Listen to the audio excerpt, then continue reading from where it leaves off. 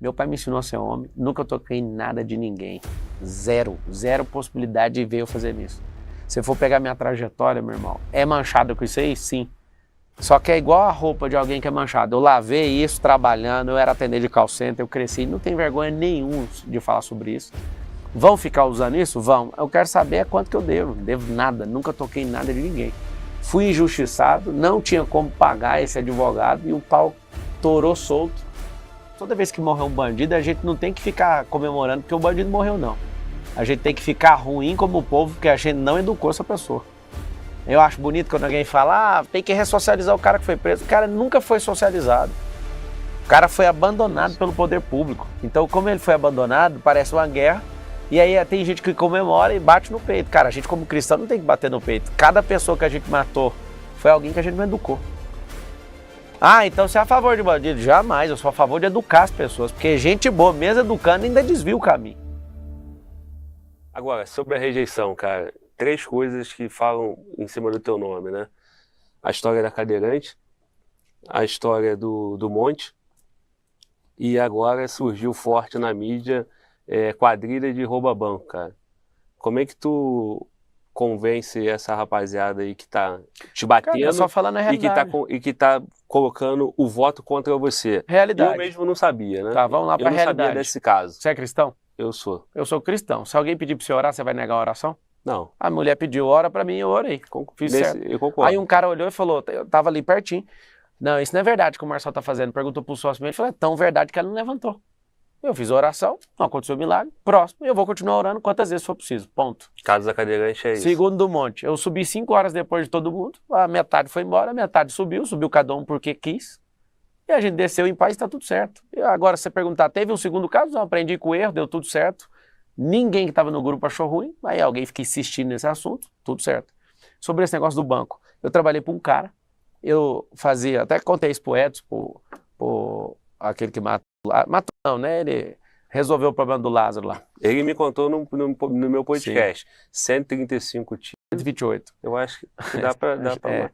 O cara também tava com 2 anos e tudo. É o seguinte, eu trabalhei consertando o computador 3 meses ganhando R$400. Depois aparece um processo por 13 anos. Quantos anos você tinha? Tinha 17 por 18. Algumas semanas com 18 anos. Eu fiquei louco com aquilo. Aí eu tive que usar advogado do Estado falou, ó, isso aqui é complicado, vai te dar problema. Arrumou um advogado particular, arrumou um advogado, cobrou 2.000. Eu não tinha dinheiro para pagar os 2.000. Sabe o que aconteceu? Correu a revelia, 13 anos. Depois prescreveu o processo, graças a Deus. Meu pai me ensinou a ser homem, nunca toquei em nada de ninguém. Zero possibilidade de ver eu fazer isso. Se eu for pegar minha trajetória, meu irmão, é manchado com isso aí? Sim. Só que é igual a roupa de alguém que é manchado. Eu lavei isso trabalhando, eu era atendente de call center, eu cresci, não tem vergonha nenhuma de falar sobre isso. Vão ficar usando isso? Vão. Eu quero saber quanto que eu devo. Não devo nada, nunca toquei em nada de ninguém. Fui injustiçado, não tinha como pagar esse advogado e o pau torou solto. Foi a revelia o processo. No dia que eu descobri que estava prescrito, eu nem acreditei. Fez nada, ninguém movimentou. Teve as primeiras movimentações do advogado. Quando passou esse período, irmão, acabou. Então, assim, graças a Deus, sabe o que aconteceu dentro de mim? Um senso de justiça, de odiar a injustiça com os outros. Alguém perguntou, por que você defendeu o Bolsonaro disso? Porque eu conheço a honestidade dele. Ele é um cara honesto, eu vi ele fazendo e eu sei o que a mídia está fazendo para destruir ele e tentar prender ele. Não acho o caso de corrupção ele pôr na mão e fica cercando com joia daqui e dali e tal. Então, esse senso me ajudou, cara. Eu fiz direito. Me ajudou muito a não entrar enlatada, não me curvar para ninguém. Toda hora que eu vi um cheiro de coisa, opa, não quero entrar nisso aqui não. Então isso me ajudou muito, sabe? Eu fiquei muito marcado negativamente por muitos anos, mas hoje a pessoa vem bater em mim e eu falo, amigo, eu já fui injustiçado, eu não importo com isso. Eu vejo 2 coisas, cara. Um moleque de 17 anos que pode ter errado e aí produziu frutos ao longo da vida e mudou, né? Então tem vários casos aí no Brasil, pessoas que erraram e se corrigiram. Mas pelo que eu entendi, então, não houve erro. Zero, eu fui inocente. Qual é a relação do computador com quadrilha de rouba-banco? Era roubo digital, é isso? Era o seguinte, o cara era o pastor da minha igreja. Sim. Ele me chamou, você dá conta de dar manutenção ao computador? Dou. Fui lá, fiz a manutenção. Aí ele, você pode ir de novo? Pode ir de novo? Posso. Eu ia, arrumava o computador e saía. Ele fazia tudo remoto. O computador parava, eu ia e consertava. Eu não ficava no expediente, não fazia nada para ele. Amigo, um dia chega alguém lá na porta de casa e fala, aqui é a federal. O que eu fiz?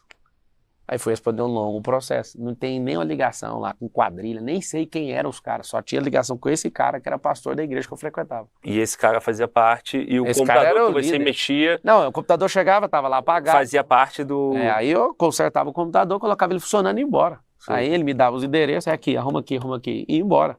Não fiz parte não tirei proveito nenhum, a não ser ganhar R$400 para arrumar os computadores. Então, tipo assim, foi a merda que mais azucrinou, entrou na minha cabeça e me destruiu como pessoa, sabe? Aí eu falei, eu nunca vou tocar em nada de ninguém, vou resistir, cara, e foi forte. Eu lembro muito da história do José do Egito, que foi injustiçado, ele ficou 13 anos na cadeia, eu fiquei sendo processado, não fui pra cadeia. Fiquei 13 anos sendo processado e aquilo mexeu muito comigo, cara, esse senso de não gostar de ver ninguém ser passado para trás. Muitas vezes uma pessoa me ferra no mundo dos negócios, eu só viro as costas e falo, ó, isso aí o mundo vai dar um giro, vai te pegar no meio do caminho, e eu não vou gastar minha energia com isso. Porque isso aí vai te atormentar em todos os debates. Não vai porque... Inclusive pessoas colocam assim, uma sala assaltante a banco. Nunca, não vai atormentar porque é o seguinte, se num país onde um presidente foi condenado com 9 juízes, 3 instâncias, ficou 588 dias preso, voltou a ser presidente, qual que é a moral do país para cobrar isso?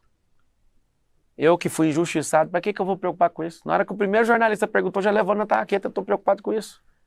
Eu quero que alguém fale, Marcelo, você está devendo alguém, vamos embora, cara. Mas é interessante que as pessoas saibam o que aconteceu, né? Claro. E outra coisa... Agora, eu sou candidato, eu tenho que ter paciência infinita para responder esse caso. Sabe o que vai acontecer? Vai chegar a hora que ninguém vai tocar nesse assunto, igual das coisas do Lula. Vai falar o quê? O cara foi bandido, condenado, e ninguém fala nada, eu fui injustiçado, vai falar o quê? Meu passado foi ressignificado. Meu futuro está sendo projetado, e agora eu governo e desfruto, estou nem aí para esse assunto.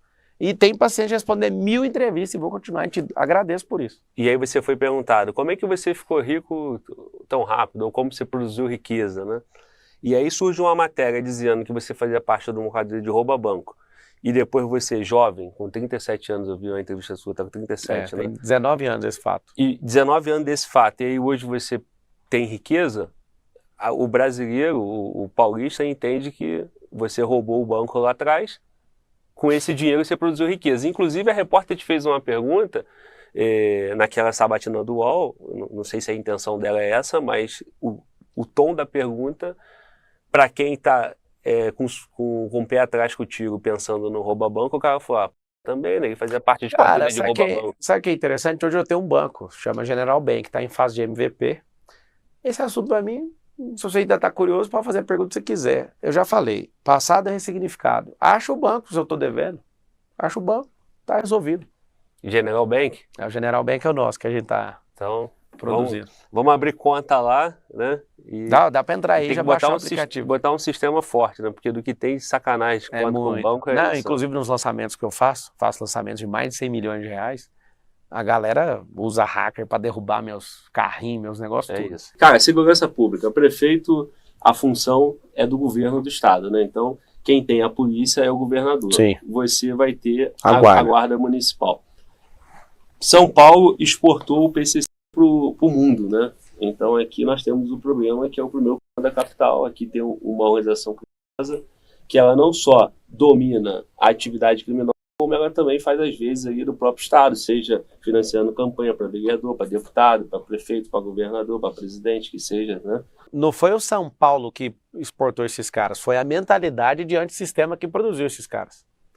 Então, assim, eles usam meio que método religioso para resolver e para atrair gente. Agora, se você perguntar para qualquer bandido, nenhum quer que seu filho vire bandido. Então, o problema está na educação. Os pequenos furtos e tudo não é coisa de nenhum grupo, de nenhuma facção. Isso aí é coisa da galera que não tem o que fazer, que precisa de, sei lá, se ele deseja ser igual a um criminoso. Ou essa história, essa falta na educação que a gente formou as pessoas. Toda vez que morre um bandido, a gente não tem que ficar comemorando porque o bandido morreu. A gente tem que ficar ruim como povo porque a gente não educou essa pessoa. Eu acho bonito quando alguém fala, tem que ressocializar o cara que foi preso. O cara nunca foi socializado. O cara foi abandonado pelo poder público. Então, como ele foi abandonado, parece uma guerra. E aí tem gente que comemora e bate no peito. Cara, a gente como cristão não tem que bater no peito. Cada pessoa que a gente matou foi alguém que a gente não educou. Então você é a favor de bandido? Jamais, eu sou a favor de educar as pessoas. Porque gente boa, mesmo educando, ainda desvia o caminho. Agora, o descaso, o abandono com os mais pobres vai fazer com que a gente seja o povo que mais derrama sangue. O Brasil tem 70 mil homicídios e está com números mais alarmantes que países em guerra. Você vê a Ucrânia com a Rússia, está matando gente que estão em guerra há mais de ano. E a gente está sem guerra, matando uns aos outros. Ou seja, que loucura que é essa? Que comemoração que é essa?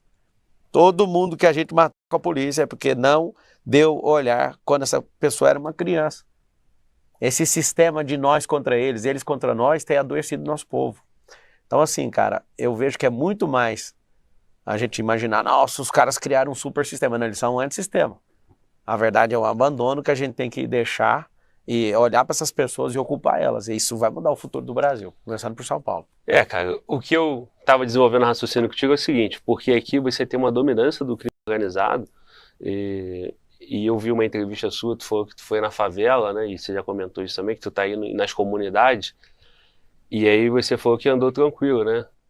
Cara, você tava com todo sua líder equipe de segurança, tudo bem. Mas eles ficam bem de boa ali. Ali é o lugar. Eu falei, ó, eu tenho que entrar, né? Porque vai com um doido ali tentar sorte. Não pelas pessoas que estão ali.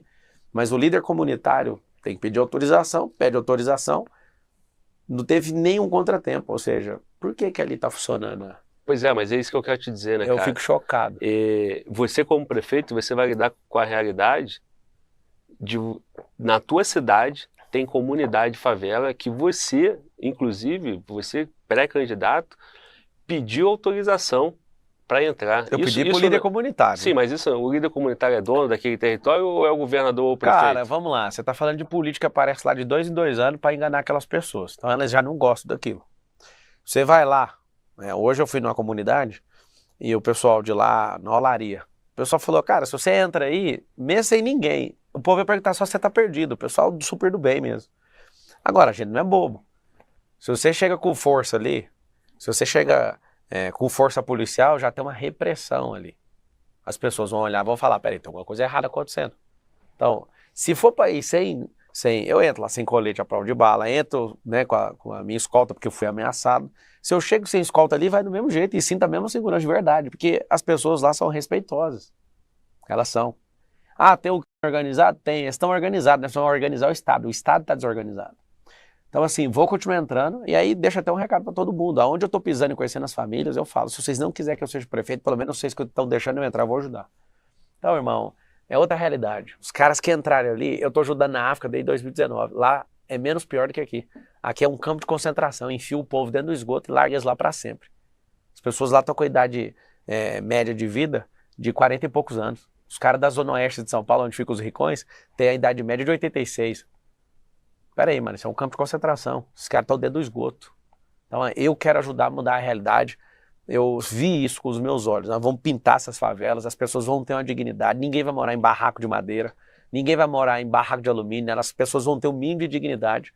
A grande ideia é dar um cheque moradia para essa pessoa, ela usar esse cheque com alguém ali mesmo do setor dela para comprar material de construção e aquele povo com voluntariado e mutirão reconstruir esses lugares. Vamos atacar um lugar, ver que funciona, cria um modelo, formata a prova, bora multiplicar esse modelo. O governo ele não consegue ajudar em tudo, ele não consegue fazer tudo, mas ele consegue ajudar em tudo. Se as pessoas verem que tem como funcionar, vai vir gente de fora ajudar a nossa cidade aqui. Isso que tu tá falando é interessante. Lá no Rio teve algum momento que foi feito isso, chamado Favela Bairro. É um programa que deixava as favelas mais bonitas, né? Eu tive em Santa Catarina recente agora, em Florianópolis, e eu vi um morrinho lá cheio de casinha, né? Favela, igual o Rio de Janeiro. Mas tu olha, tu vê as casas mais organizadas, você vê rua, né? O grande problema é que no Rio de Janeiro não tem isso. E em São Paulo, eu vou voltar no ponto da segurança, porque São Paulo você tem um estado mais ordeiro, uma cidade mais ordeira, porque tem uma disciplina muito forte aqui, que é a disciplina do primeiro da capital. Então tem um regulamento, você vai ter ali regras que são cumpridas, porque a mão do crime é forte, o crime é organizado. Aí você está propondo organizar a estrutura de governo. Eu entendo isso muito bem, torço e quero assistir isso.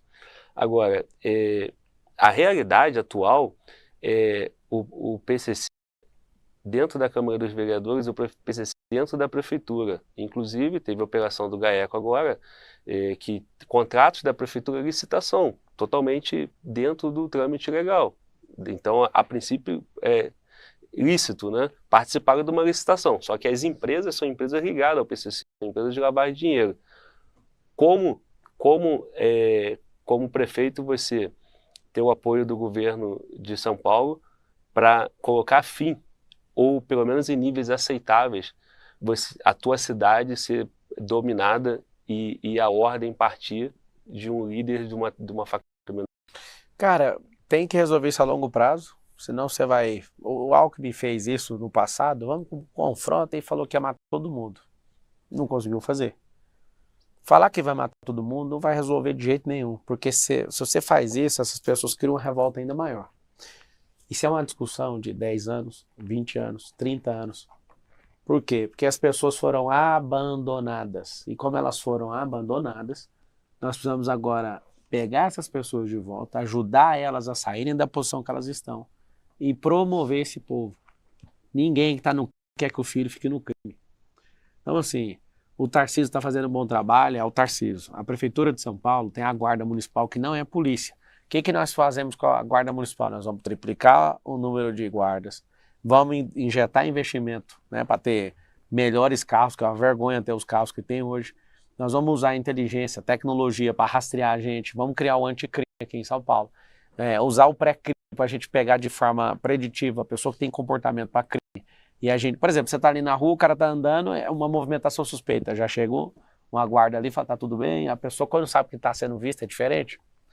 Então, assim, tem muita coisa para fazer? Tem, mas vou te falar, a maior é na educação, na ocupação, no esporte. Se a criança tiver isso, ela vai ter doutrina, ela vai ter disciplina, autodisciplina para no futuro não virar bandido. Agora, você vai comparar São Paulo com outras cidades onde tem guerra de facção, aqui em São Paulo não tem. Aqui em São Paulo não tem isso. Que é o mérito do PCC, no caso. Não porque sei. ele não deixa Eu outras não sei. facções guerrear. Eu não sei. Eu sei o é um seguinte. fato. Então, se é mérito, é isso que falou. Eu sei o seguinte, a cidade de São Paulo é uma cidade que, comparado, né, com o tamanho da riqueza e com a desigualdade, a criminalidade é relativamente baixa, pelo tamanho da cidade, 12 milhões de pessoas. Agora, o item número 1 que todo mundo quer é a questão da segurança. Todo mundo enojado com o tanto de assalto de celular, Isso. né, com quebrar o carro dos outros, e, né, em nível estratosférico. Inclusive, é padrão de governo medir segurança pública por homicídio, por essas coisas, né? Só que é o seguinte, você não vê uma pessoa morrendo próxima, mas você vê furto de celular, furto de cordão, dia. de carro. Então, assim, abandonaram os julgamentos se uma cidade é violenta ou não, só pensam na violência pela morte. Só que roubo de carro e furto, então isso tem demais. Eu acho que é onde a população mais sente. E, em regra, esses furtos, quem mais sofre é a população carente, a população mais pobre. Engraçada, muita gente perde o celular e você vai nos DPs, estão cheios de celular e as pessoas, né, não tem um mecanismo de devolver. Você criar uma gestão para devolver, porque acha muito. Muito celular fica inutilizado e é pego. Só que as pessoas não têm acesso. Você vê a bagunça que é o Estado brasileiro hoje. Tem muito celular em muitas delegacias que foram apreendidos. O cara está lá com 30 celulares, aí fica apreendido. Não consegue devolver o celular para a pessoa, para você ter uma ideia. Não consegue identificar. Não consegue ter identificação, não tem gestão dessas apreensões, é um negócio absurdo. E porque a tecnologia a favor do Estado ela é muito baixa. Então, o Estado ele é precário, sucateado com questão tecnológica. Por isso que eu falei que a gente precisa virtualizar o Estado e virtualizar as empresas, virtualizar as pessoas. Elas precisam aprender a acessar esse negócio. De novo, se você tratar o efeito na segurança pública, aí todo mundo vai entrar, vai matar. Tem que tratar a causa. Tem que ter uma polícia forte, tem que ter um anticrime forte, vamos juntar com o governo do Estado e colocar moral nessa cidade. Mas não é isso que vai resolver. O que vai resolver é mudando o hábito, o comportamento dessas pessoas através da educação. Sem dúvida. E vai demorar. 4 anos não dá tempo de sentir esse efeito. Cara, mas dá para começar. Né? Dá para sentir o efeito, dá para começar, não dá para resolver. Ô Pablo, o que acontece, cara? Eu percebo que quando tu vai numa entrevista, todo mundo que surge com uma ideia nova, querendo fazer a mudança, é sempre confrontado com a desesperança, né? Então, minha proposta não é essa. Naturalmente, eu quero que você consiga colocar isso em prática. Só que é o seguinte, se tu tiver um projeto político, né, com apoio do sistema político, a gente sabe que isso vai dar certo porque você vai ter 4 anos, depois você tem mais uma renovação, na presidência caminhando junto, o governo de São Paulo, o judiciário ajudando, o legislativo ajudando, e isso vai caminhar, né? O que me chama a atenção no teu perfil é que você entende que sem um sistema você não vai para frente.